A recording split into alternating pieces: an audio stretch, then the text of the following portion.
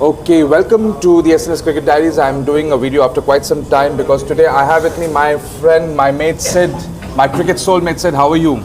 Good, sir. So it's SNS is definitely Sid more often now. Absolutely, Sid. So firstly, let me tell you, Sid hops from England and to India and India to England. So when did you come back to India, Sid?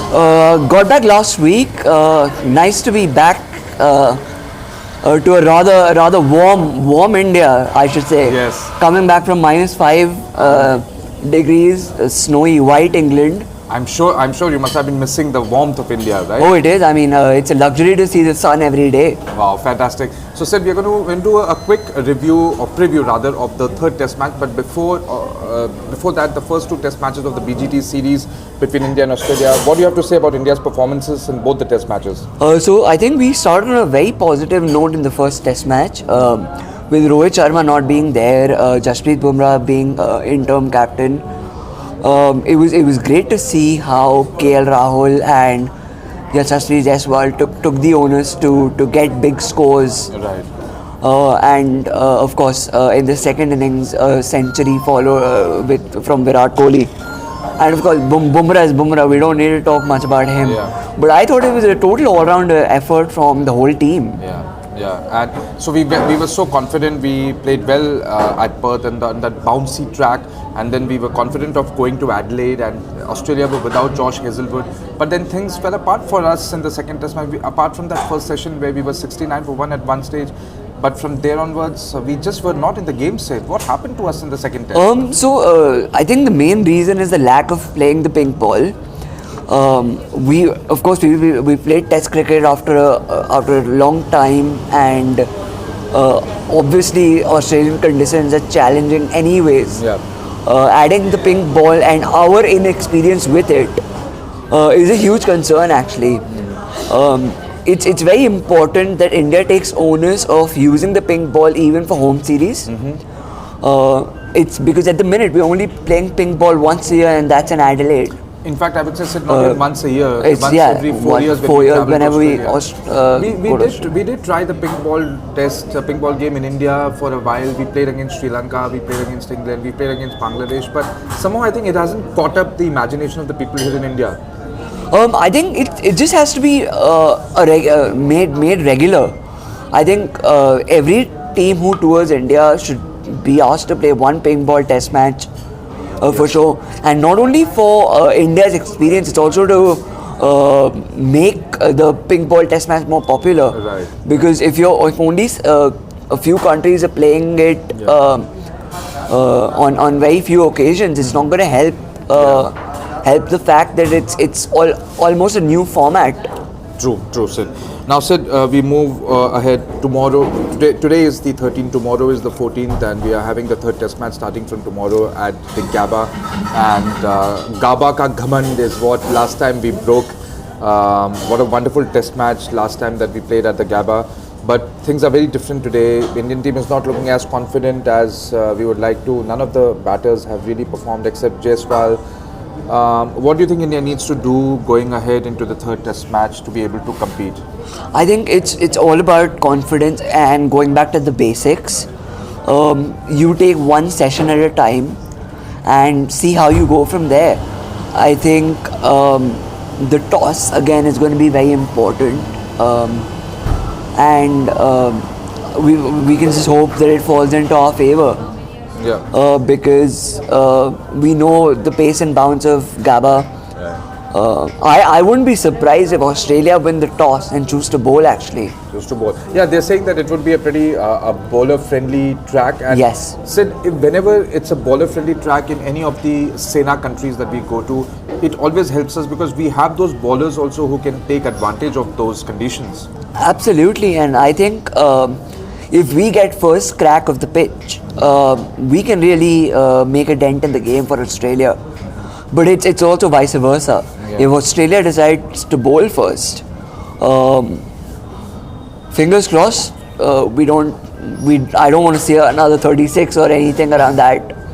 So Sid, from the Australian point of view, I would like to ask you that Scott Boland bowled beautifully in Adelaide. Absolutely. But he is now giving way. Yesterday in Pat Cummins in his press conference, the pre-match press conference said that Josh Hazelwood will be coming back. So do you think it's a good decision to get Hazelwood back, or do you think Boland could have played this as well? I think it's very brave of Boland to actually come in for that one test match and perform very well.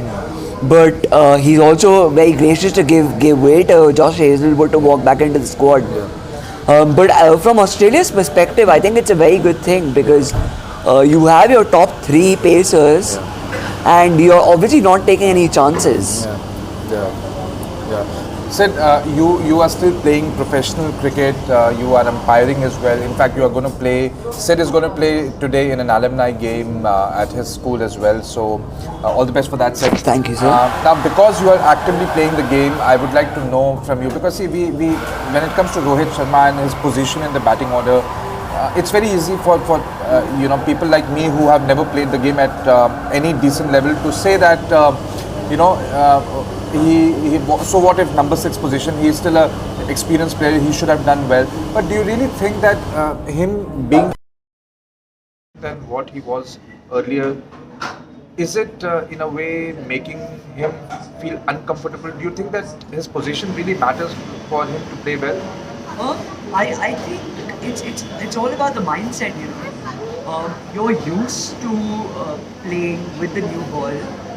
Firstly, it's a very big thing to always be an opener in any part of the world when it comes to the red ball, because you know how the ball swings. The Kookaburra swings, definitely. There's swing, there's bounce, there's everything.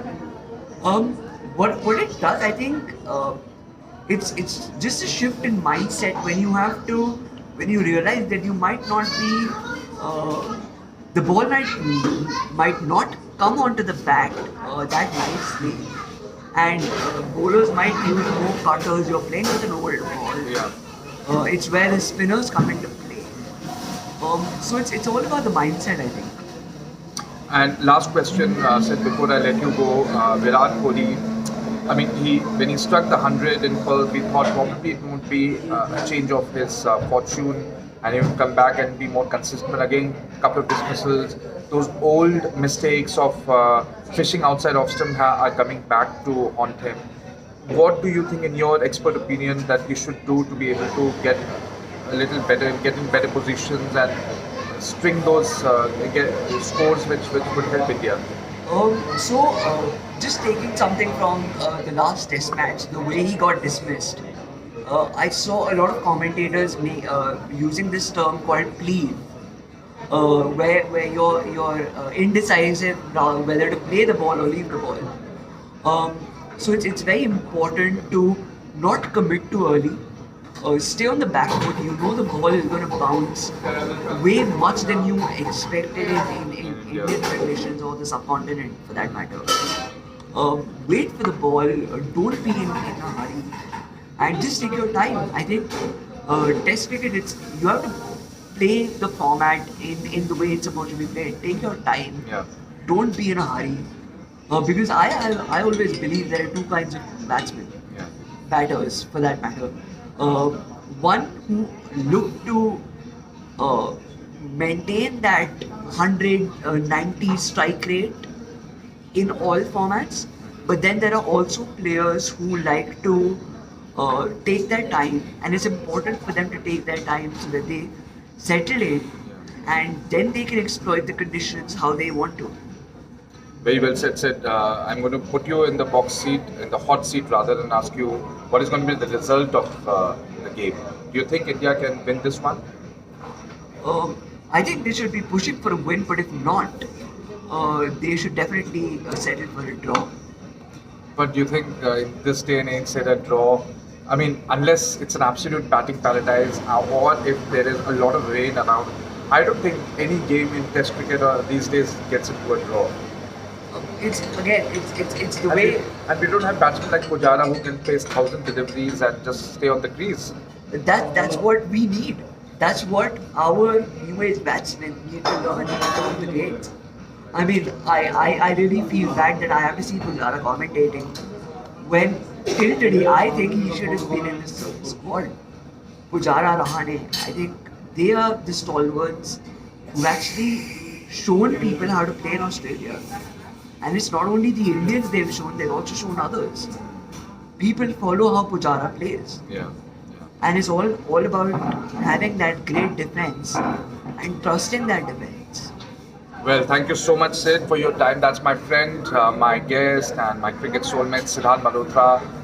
Please do follow him on his Instagram. I'll link in the description of his Instagram handle in the video description. And please do keep watching his Instagram, guys. I promise you I'll be more regular with this channel. Till then, take care. Bye. Thank you guys. See ya. Bye.